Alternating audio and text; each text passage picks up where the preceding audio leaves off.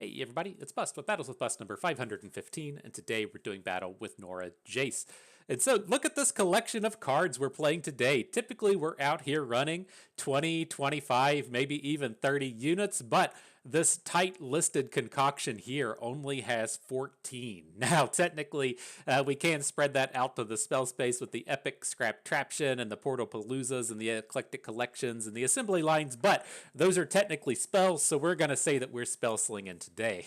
But nonetheless, as far as the current meta has broken out, Heimerdinger Norra, not a deck we're playing today, but it is currently the second most popular deck in the meta, and I just don't like it. It's not to say that it's a bad deck. You can certainly play it and have a lot of success. It has a lot of strengths against very board-centric aggro and mid-range decks, but I just don't think it's a very big necessity. My three problems that I have with Heimerdinger Norra are number one, Heimerdinger just wins games that you're already going to win anyways. You very rarely find a spot to where you put Heimerdinger on the board and then you cast a 6-cost spell and get the turret, and then you cast another spell and get the little turret.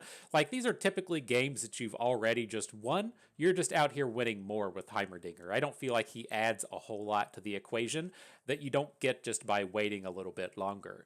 Up next, moving into Shadow Isles, you're really looking to Shadow Isles just for the removal. There's a lot of cheap removal in the things like Soul Harvest and Quietus and Hate Spike, and then you of course have Vengeance up top, but I don't think those are ultimately necessary right now. In terms of the cheap removal spells, that's very easily replaceable with things like Mystic Shot and Aftershock and Pytos, and this is not a format to where Vengeance is super important, right? Vengeance is a spell to where you need a must-answer kind of card to a unit that's going to immediately kill you if your opponent gets to untap, and so we're talking about cards like Curious Shellfolk, champions like Lux, even to a lesser degree, champions like Pantheon.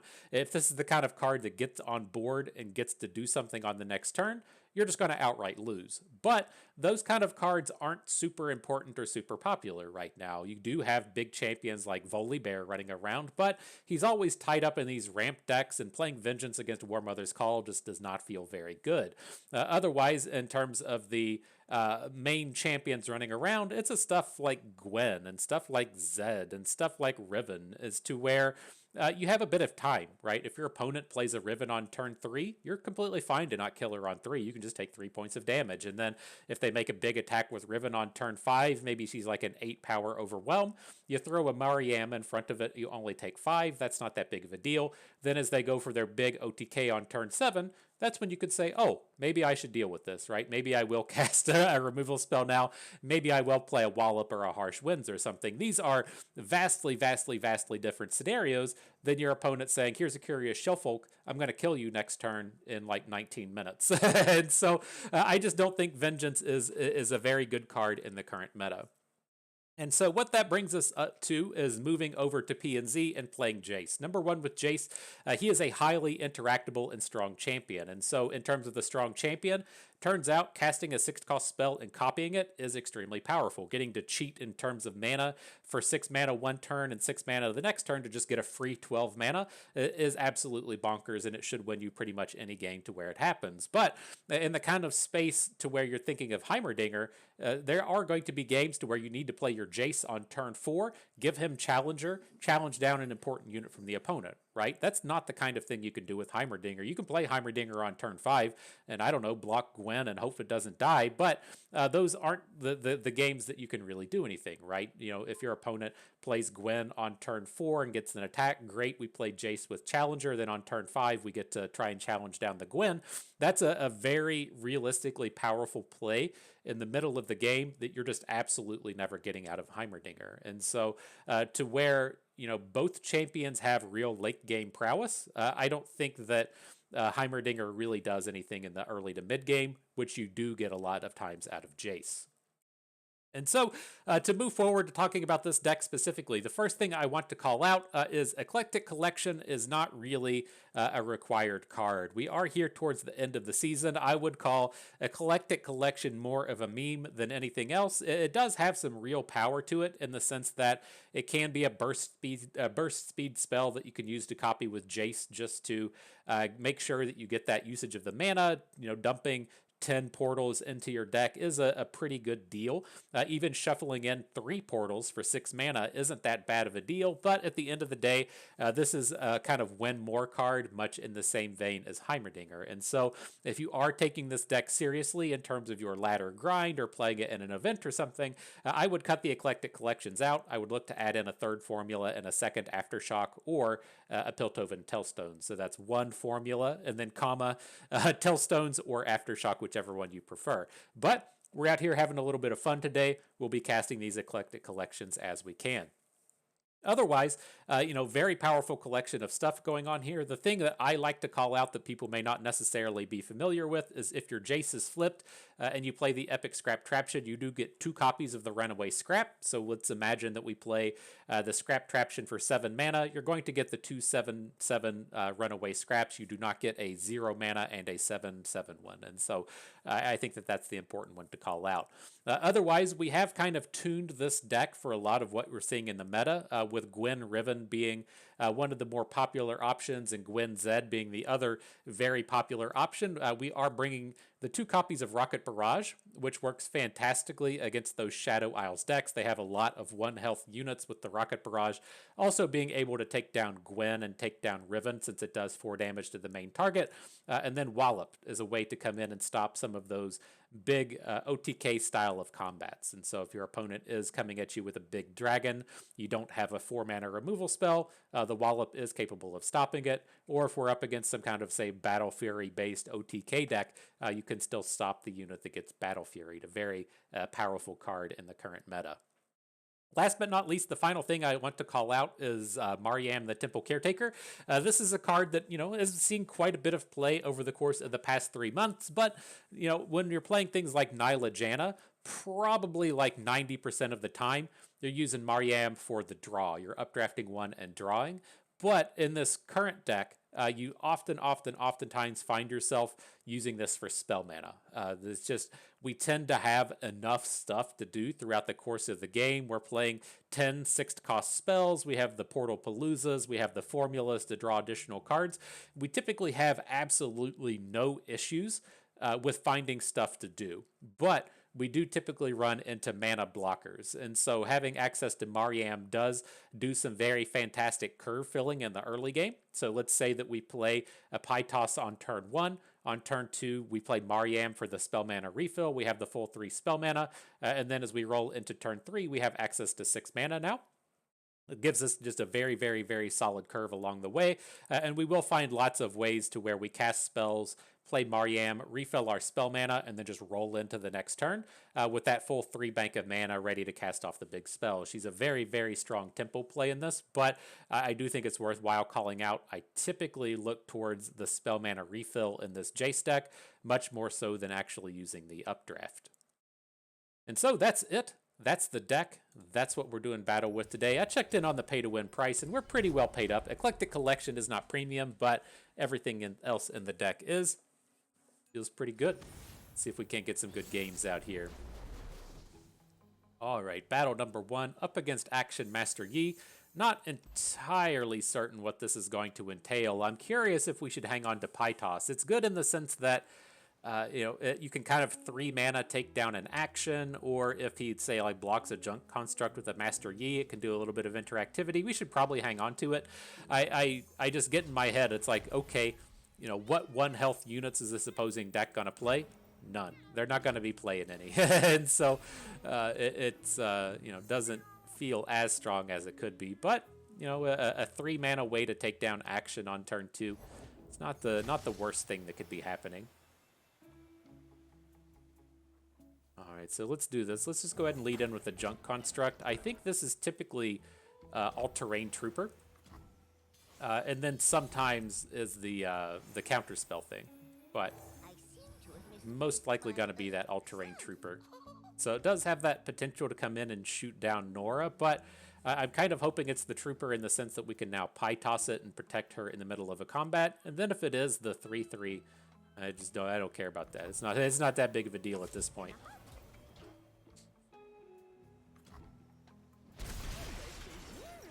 So I'm definitely leaning more towards this thing not being all-terrain trooper. So he did just pick up an equipment. Let's go ahead and try and take this unit off of the board. He could end up having a prowl here to stop our pie tosses, but I think that's okay. It's kind of tough for this to be a really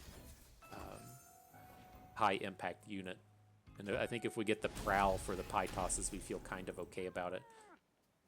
So yeah, it was the Avenging Vastaya.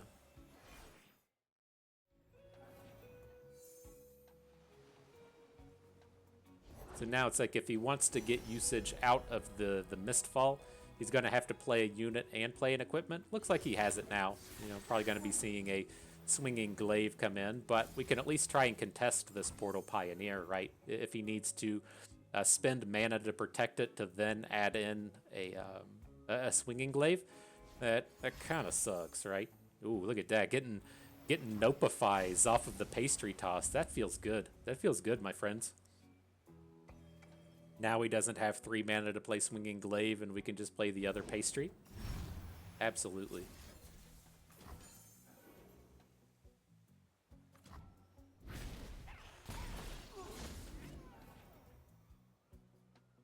It's an interesting space on this next turn. I'm leaning towards just playing the Portal Palooza and opening. We already have 1 portal in the deck, so we should be getting a fairly decent attack.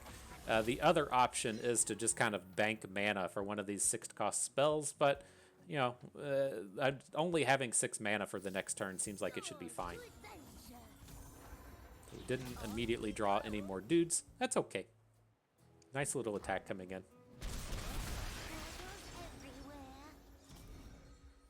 So this is a little scary, right? This is going to give him the opportunity to do big things, getting to, you know, play a champion and play a big equipment on it and then roll into the next turn and then be able to protect all of your stuff with full mana.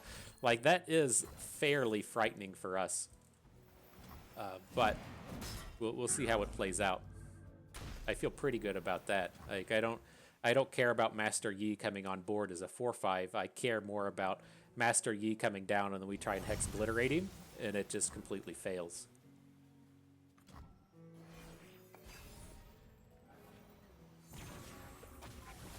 What do we got? Get a little friendly little dragon, turn it up.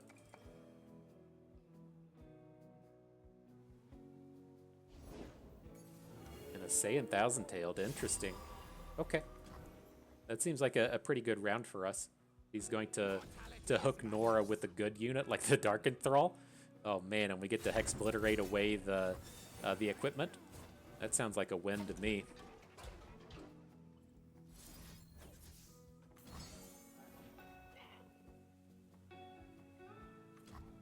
Nice.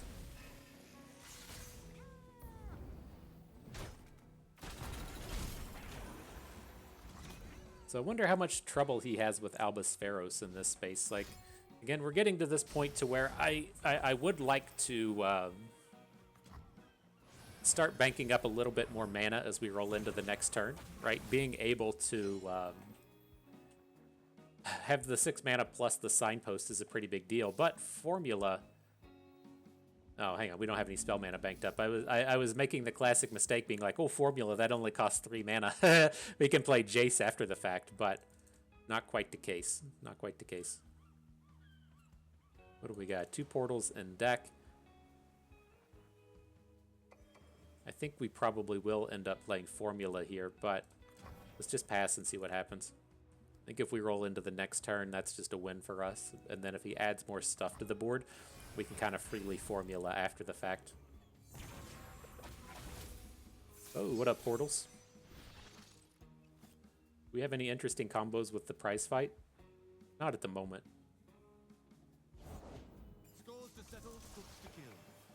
Alright, so action comes in. Should be okay to Formula, right? We'll still have... We're 1 short of being able to play a 6 mana and... a 6 mana and another card. Really wish we had just the 1 more.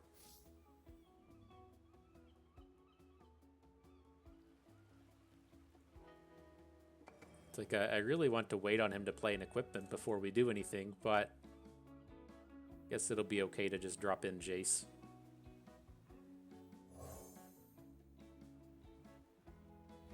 Nothing beats We'll go Challenger here. It's kind of tough. Like, I like having Challenger. The next turn we can play the double Shock Blast. Or not the double Shock Blast, whatever his flip spell is called. And I think that's safe enough. Oh, cool. He didn't play any cards. Sweet.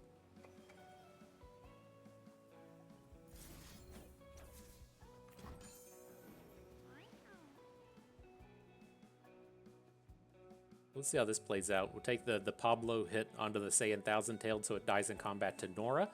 We'll probably be following up with Formula here.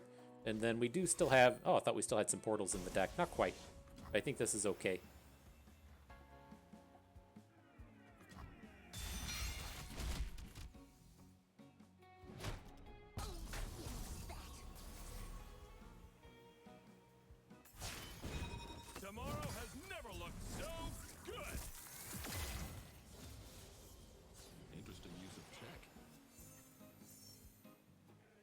Rocket Barrage and a dude.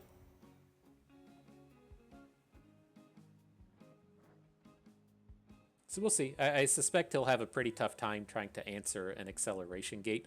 That was the one I was really looking to pull off here. This is the kind of space to where, you know, having Eclectic Collection doesn't feel terrible in the sense that we have like a million options of things to do. But as we go into the next turn, if he does have a way to kind of interact with this Jayce, it's nice to have burst speed ways to just kind of do stuff, right? And so it doesn't entirely apply to this space because we're about to roll into the next turn and then have the attack token.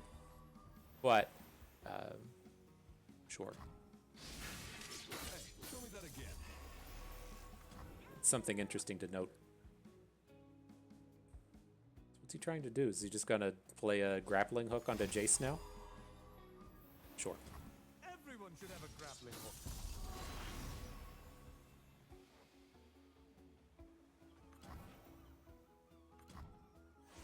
That action's real close to dead. So how are we going to handle this? I'm leaning towards just dropping our Rocket Barrage in first. It's not super likely to pop off.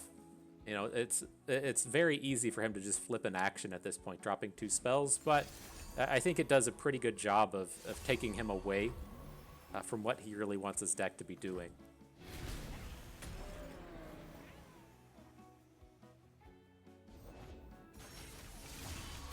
You cannot run from So the Glaive comes in. He still has 4 mana behind. We don't necessarily need to land a Hex Obliterator this turn. It could still be pretty okay next turn. It's like, if we play a Shock Blast onto action and deal damage to face, are we at lethal? We got 4, 12, it should be there exactly. Okay, I'm on board with this. He can still put a Sandstone Charger onto the board to be a blocker, but I don't know. This just strikes me as a pretty tall order for him to be winning. Pretty much however way he takes it. There was no deny. He doesn't put the Charger on board. He's got to find something.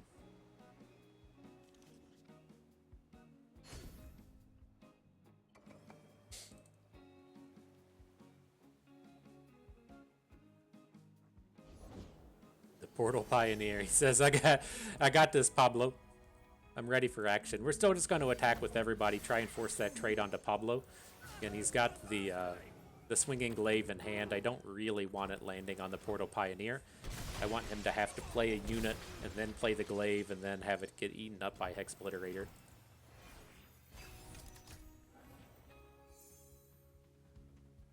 But pretty sure we're all done here. Just a matter of time.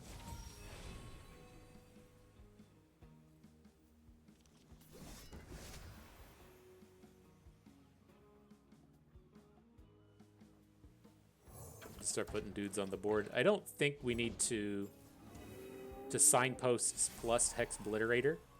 So like just doesn't strike me as being that important here. Just around the portal.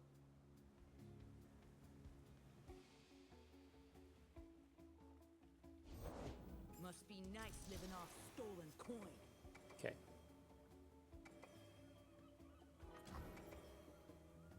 Albus Pharos is also lethal if he just gets to attack. So we'll see if he spends a touch of mana here. No, Yeah, we got a million mana to spend. We just gotta wait.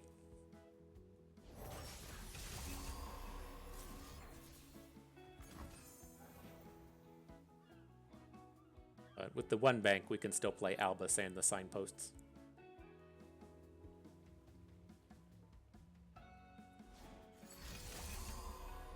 Sure. I asked myself, Bust, do you care about this? The answer was no. Answer was no, I do not. I do not. So here we'll just take this damage. In the event that something goes wrong with Albus, we do want to have width on the opponent next turn. And so say we play Albus and he has a concussive palm or something. We would like to have the width on board so we can be a little bit more capable of attacking. There he is, ready to deal 7 to the Nug. GG, my friend. Whew. You know what? You know what thought just went in my head? The fall of Expedition happened with the release of Jayce. Like, Riot released the Jayce set, right? That was before they had this release schedule. They would release like one set and then they would have a special set. So they like released a set and then there was like the KDA set. Then they would release a set and then there was like the Jayce mini expansion and stuff. It would be kind of like what variety patches are now, but they were centered around a champion. And so they released the Jayce variety patch. I think it was lined up with the release of Arcane. Maybe that's not accurate, but that was released and he's like, hey, this isn't an expedition. Where's Jayce? Why isn't Jayce an expedition? We want to come out here and play with the new cards in our limited format. And it was just like radio silence. No one said anything. And it's just kind of like, oh, I guess we're not playing these cards. I guess we're not having fun. It's too bad. I'm curious to see for the expedition / draft / limited lovers out there. They did say that they were starting to release experiments. Experiments will be the way to kind of test out new formats and stuff. I don't know what is supposed to make an experiment different from a lab. If this is something that's going to appear, kind of like within Gauntlet, as we're in this boring week of Gauntlet with nothing to do. I always say in air quotes. I'm curious if that's the kind of space to where they'll unleash like an experiment so you can come out and play the draft format or something, or if it's just going to be put down in the labs. LOL, what a dumb deck. Good job, Lurk.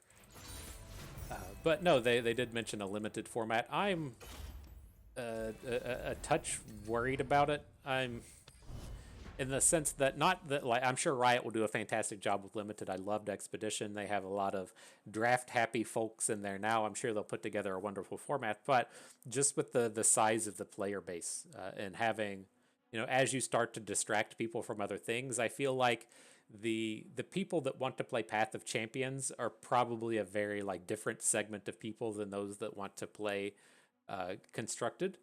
It's like saying, would you rather play Slay the Spire or would you rather play Magic the Gathering? They're both similar in that they're card games, but the execution is way different between the two things. And so I feel like adding, like having Path of Champions and having, what's it called? The just standard Constructed are two completely different things, but when you start to say, okay, we have standard and we have eternal and we have a limited format now, it kind of bogs down the availability of these events. And so I'm curious to see how they'll handle that and how they'll go about it. I don't know. With this past eternal season, I'm just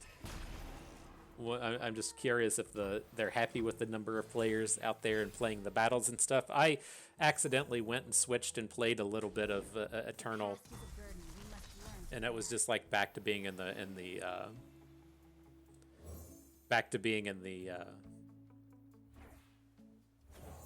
casual queue. All right, so here, I don't feel like we really are in a race for the mana at this point.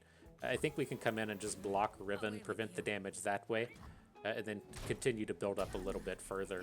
As it stands, we can just say play Junk Construct next turn, and then bank up to the full 3 mana and roll into turn 5 that way. Or if we play the secondary Junk Construct with the 1 bank, we can still have 6 mana on turn 6. And so either way, I think this is going to be fine. If we don't get to attack here, this is okay. If we do, that would be pretty cool. Nobody wants to block a Junk Construct. They essentially have super elusive.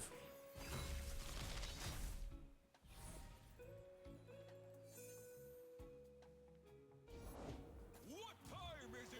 Kato time.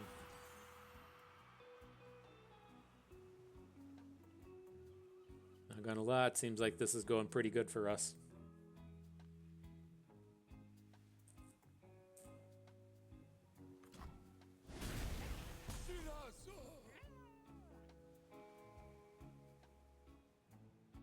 So we got the Kato taken down. I'm curious if he attacks with Riven. We don't have to try and kill her right now, right? He's not going to be getting the additional fragments until his next attack token, and so she's not a critical removal at this point. No turning back now. The fuck are you doing? Gonna put quick attack on her and then attack? What are you doing? For the lost.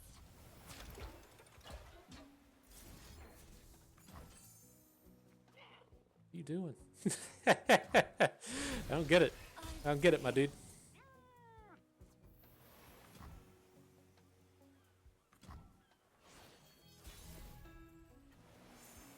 Alright, so how are we going to go about this? This is one of these spots to where you could potentially look to just take a bank. I think the open is good, but like, what's the worst thing that happens to us here? He either plays Gwen, which is not bad. I guess Dragon could be on the table. He's had a very slow draw this game. That does sound kind of problematic. If we add a unit and then he Dragons 1 and then we have to attack into Dragon, I don't like how that sounds. A brief engagement, but a joyous one. It's going to send away the assembly line. I don't think we really need it at this moment. To serve the greater good. Why not, Reg? Formula looks fantastic. I would like to draw some cards. Could have taken that eclectic collection. I mean, we have 5 dudes on the board, but I don't think that's a necessity at the moment. My goodness, what is all this? The Midnight Rebel, and so we begin. There's the eclectic collection. That's what the world needed to see. Okay. Even a fragment snuffs out lives. He'll get the sword off of this as well. And there is life. I will live. Definitely a chunk of damage coming in, but I don't think it's enough to get a lethal. Still at 20.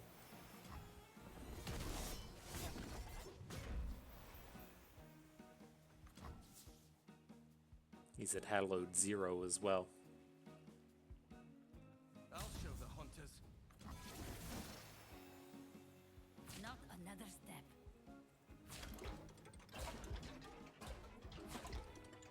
Let's just take all the portals. I think that's fine. He's coming in for 8 damage. We do have to worry about this a little bit, right? It's a very real possibility for him to take us down from 12. He sat there and thought about it for a half hour, so I wouldn't be surprised if he had a Might in his hand as well, just considering mighting down this Gwen. But now the kind of interesting thing for us is we have 3 portals, and we can double Portal Palooza next turn. I'm not, like... Oh, we only have 1 Portal Palooza. Never mind, that's an eclectic collection. I was leaning towards, like, well, let's just pastry down Gwen, and then next turn we can look to Shock Blaster.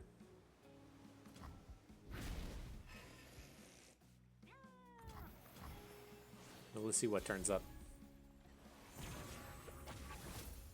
High Toss and Eris isn't bad.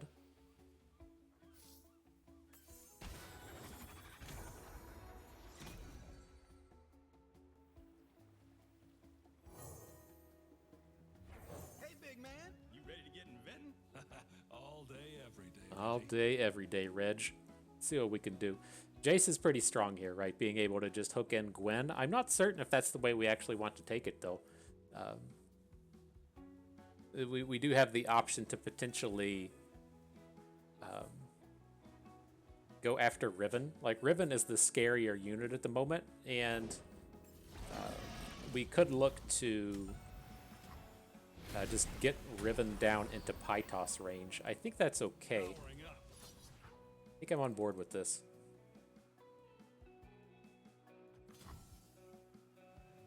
And we are going to want to kill her this turn. We can't be in this spot to where we go into the next turn and then play Pytos, and he's got the +2/+2 and ephemeral thing. I'm not certain if they play that, but if he does, that's just an actual disaster. And so we'll have to try and get her off of the board now.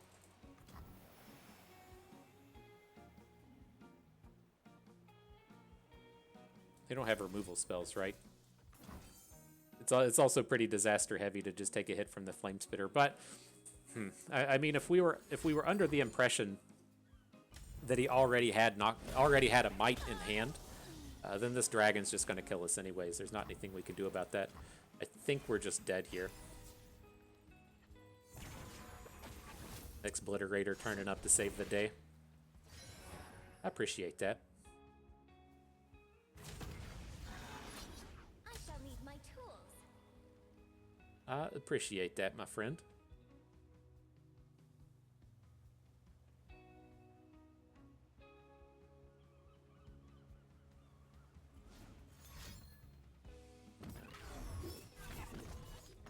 +2 attack onto Gwen. Interesting. He's gonna have double might. We can't beat it either way.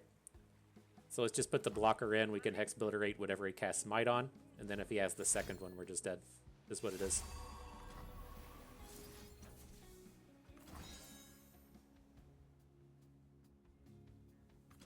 Now the interesting thing here is he did hook our. He hooked our ephemeral thing, or our elusive thing, and then we just dealt with it. So we can play Albus Pharos and have him pick up elusive. And so if we're going to look at this and say, okay, a Shock Blast is 3, his attack power is 6, so that gets us up to 9. And then his ability does 6. That leaves us 1 short, but we have the pastry thing in hand. Might be okay here. Fuck. It's a bummer. That's a bummer. Did pick up some friendly blockers for the upcoming turn, but we now have to answer Gwen. So we need the 6/8 mana for that. So we'll just be adding in Norra. I think I'm quite ready for a new Right. If he gets to attack with Gwen, she'll just kill us with the snip, snip, snip. Fine by me. There she is, our guest of honor. I've never been the guest of honor anywhere before. You're wearing that?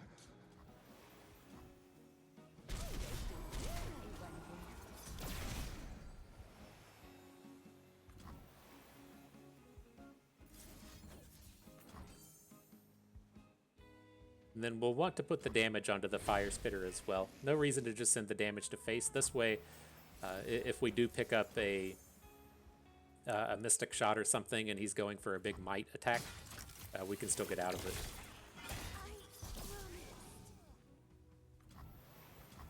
Look at this eclectic collection, just ready to do something. It's saying, call me up to the big leagues, fam. I'm ready to go.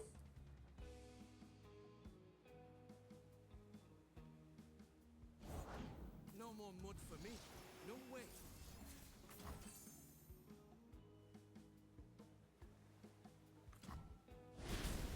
Alright, hopefully that's good. I'm going to say you need specifically another unit, ideally a challenger unit, and then a might as well. Alright, GG. Now, I will concede that portions of that game did feel like Vengeance would have been okay, but again, like Hex Obliterator just does the exact same thing, right? At every point in that game to where we needed to kill a unit with Vengeance, we could have killed it with Hex Obliterator, and so I'm not quite sold on it. But as we're playing against things like the action deck and having the glaives get obliterated with it, that was kind of cool. Kinda cool. So here I think we just want to full keep. The Mystic Shot's not spectacular, but it does kill down Redeemed Prodigies if we need to. Keeps that... We shall sing, dance, and forget our woes. what's it called? Keeps the hallowed thing from hitting the board.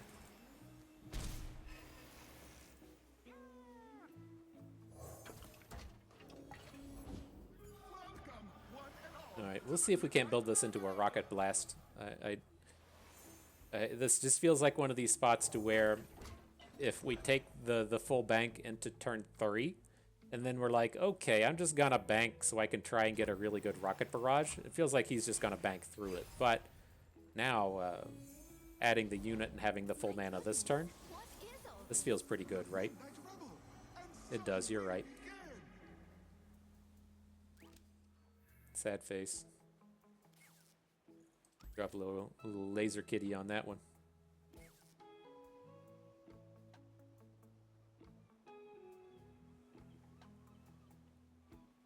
Is this why people play control decks? You know, it feels it feels good to just drop the Rocket Barrage and kill the opponent's whole board. Yeah, I could see some joy in that. You know.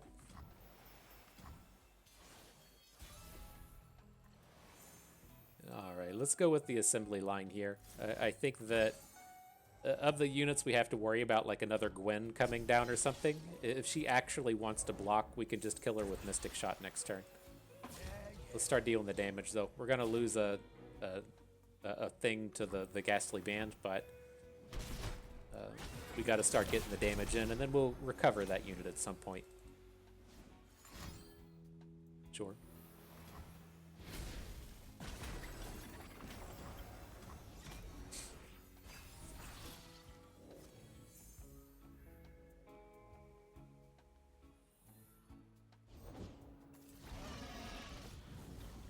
Spitting the fire.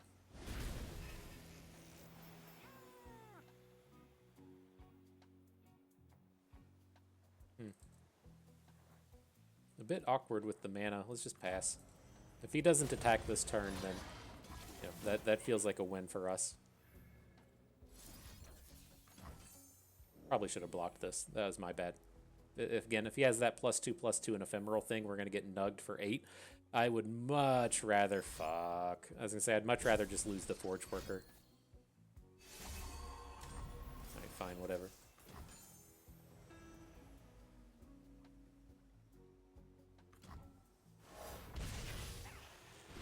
I've preached about that play many a time, and we let it slip past us here.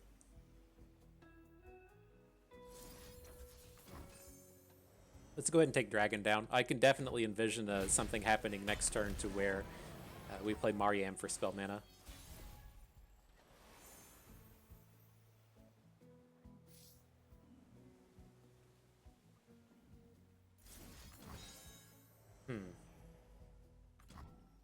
Just the big boy it is. Join the hunters, they say.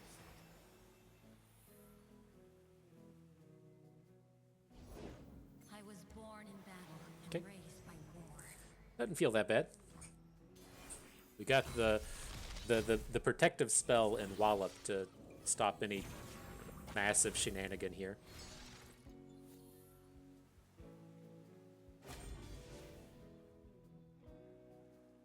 Block. I'm gonna block that. FYI. let the world know this will be blocked. Now, it will be a touch unfortunate if this is where the might rolls through, because we will have to wallop down this Ghastly Band, but it just doesn't feel worthwhile putting the Scrap Trap in front of it.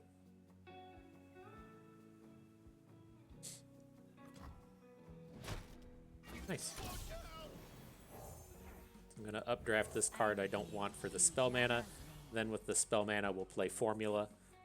See where that gets us. We should be pretty close to some awesome stuff.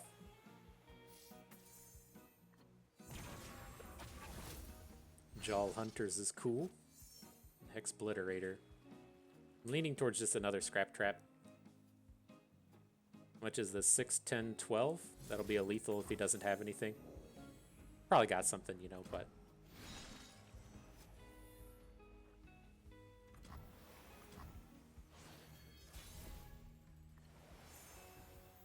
You need humbling. Going harvesting. See how it rolls. 12 on board, my dude. 12 on board, my bro. My silenced mage.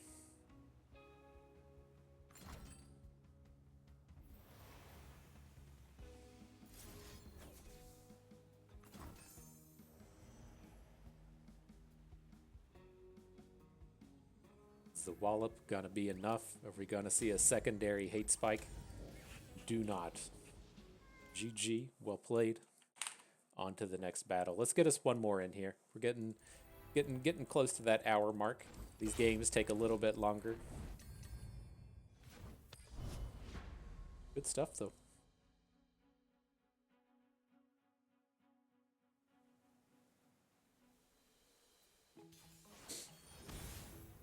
All right. Up against Nilah Jinx. Still salty about this dumbass deck. if you didn't follow along on our open adventure, and at the 7-win mark, we played against this deck, and he played at the end of turn 3. He had 0 cards in hand. He had 2 Windborn Mariners. He had like 2 other small units, like a Forge Chief and a Zonite Urchin, and then he maybe had like a Boom Baboon token. Hand completely empty otherwise. We were in a commanding position. You would typically think if your opponent drops the entirety of their hand on board on turn 3, that you're gonna be hurting, and it was just not the case. We were completely ready to annihilate that game if he didn't draw Jinx. And then of course the draw directly off the top, Away with you. Jinx. It was quite frustrating to have things fall that way, but it's the way it goes sometimes, you know.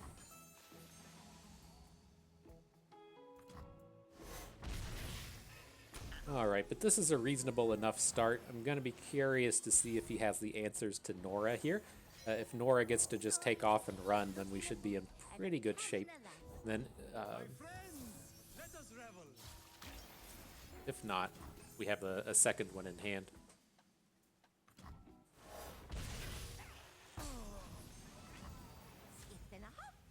Should have let words solve this.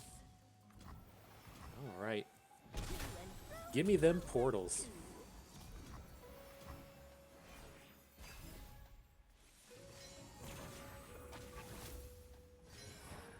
It's time. It's time. Let's get another Sump Worker.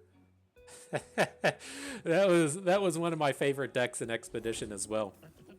Drafting the Kyrie and Sump Worker deck. It had you had to do a little bit of managing in terms of the factions to make sure they fell the right way, but trying to draft like 4 or 5 of this guy and then 4 or 5 iterative improvements. Very, very fun for everyone involved. But there was a lot of strategy to it in terms of getting your units to land the right way.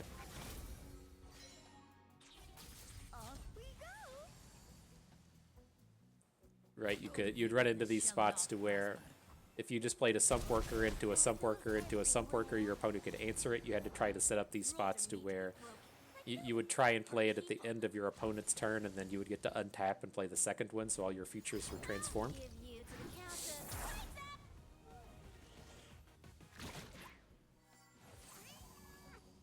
Oh wow, it gets excited face. I guess that makes sense. If his angle is going to be playing the Death Rocket, emptying his hand out next turn, and then playing a second Death Rocket, that does kill both of our units. But, I mean, drawing 2 cards while you're at 6 mana, you either have to draw a discard card or you have to draw specifically 5 mana worth of units. Or this just doesn't do anything and we get to keep running with Norra. So, we'll see. Feels like the much safer angle here was to directly hit Norra. Not a bad pickup in the Surveyor, though.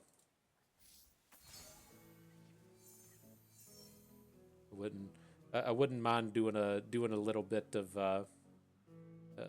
life stealing.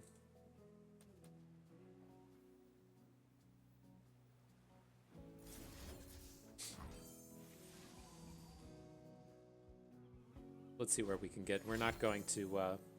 Oh. And say we're not going to.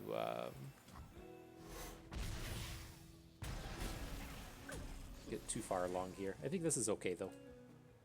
So he gets to Death Rocket.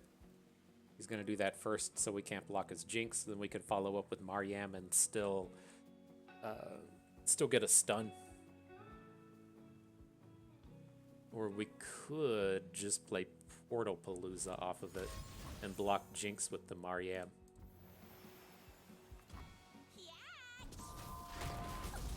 I think the thing here, though, I think I'm kind of on board with this. Like, we're going to add in Mariam. I don't think we need to updraft for mana. We're just going to block Jinx, and then next turn we'll try and hook her down with Jayce. So let's get rid of one of these Norras. I don't super like that, in the sense that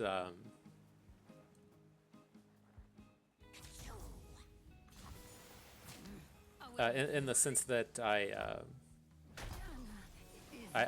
kind of wanted to have access to that Portal Palooza, as we're getting to the point of the game here to where we just have a ton of mana.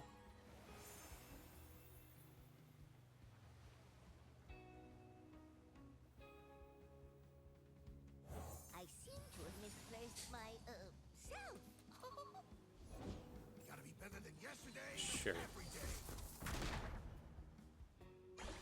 So he gets one more Death Rocket. It's going to knock us down to 8. There's nothing a little ingenuity can't fix.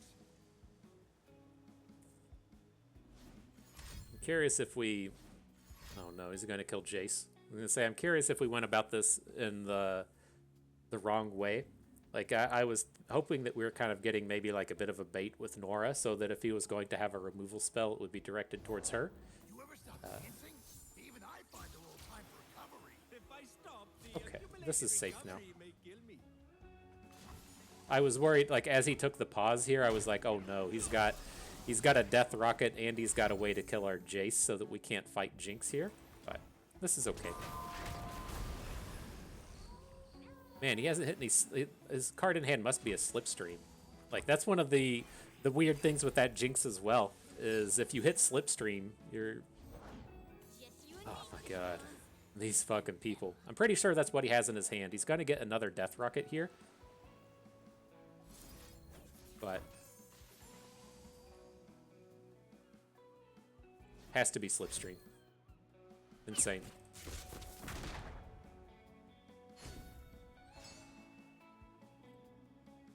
Well.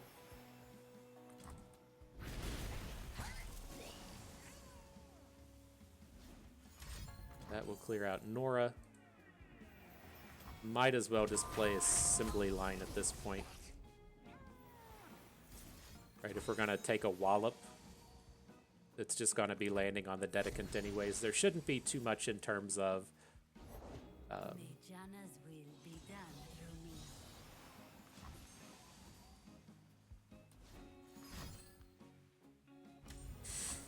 me. Okay. All right, guy. That's a game. I mean, if you have the confidence that you like only draw Jinx at the absolute perfect times, then that's the best deck in the format. But it still falls through like a lot of the kind of standard Jinx problems as to where I look at a deck like Nilah Janna and say, okay, if I have a game to where I don't draw Janna, it's still winnable, right? If I'm just carrying through the Nilah half of the deck, then things still feel pretty fine, right? But when you start to play something like Nilah Jinx, if you don't draw the Jinx, then you just absolutely get smoked, right? Because you have to add so much support into the Jinx kit to make it work in this sense. You're starting to play Rummages and some of the discard stuff, like he's playing Dedicant of the Challenge. That card is just 100% absolute pure garbage, except in the times when you have Jinx on the board. And like you just have to stop and ask yourself, okay, let's say I have 4 cards in hand, right? So I get to get this like 6/6 unit on the board, and then like be minus 4 cards, right? I updraft 6 cards away. I have 2 draws, and so that's just fucking pure garbage. It's not that bad if it's the last card in your hand. If it's like, okay, this comes down as a 4/4 draw 2, but like any time outside of that, it's terrible. Or you have to have Jinx on the board, and it's just like one of those ultra high rolly cards that if things aren't going perfectly, it just doesn't do anything whatsoever. It like negatively impacts what you're doing. And so you have to, that can be okay, right? You have to ask yourself, are the times when this card is good better than the times when it's bad? And so the times when it's just stuck dead in my hand because it's a just bullshit do nothing unit minus 4 cards in hand, compared to the times when it comes down as a 4/4 draw 2. And I don't feel like the math adds up unless you're just going to draw Jinx perfectly at the perfect time every game, and then that looks like an all-star.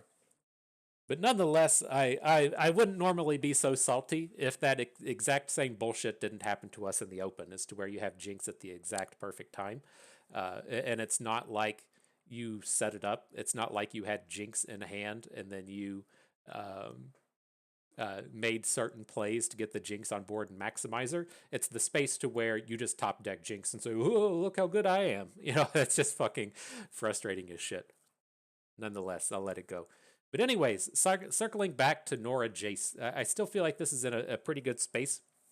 I just straight up like it more than the Heimerdinger deck. I can't think of any space throughout the course of these games to where I was like, I would rather Jayce be Heimerdinger, especially in the sense that, like, look at that last game to where we're like, okay, I'm going to challenge down I'm going to challenge down this Jinx so we don't lose. Heimerdinger does absolutely nothing there. We had some other points as well as to where we were getting challengers out of the Jayce.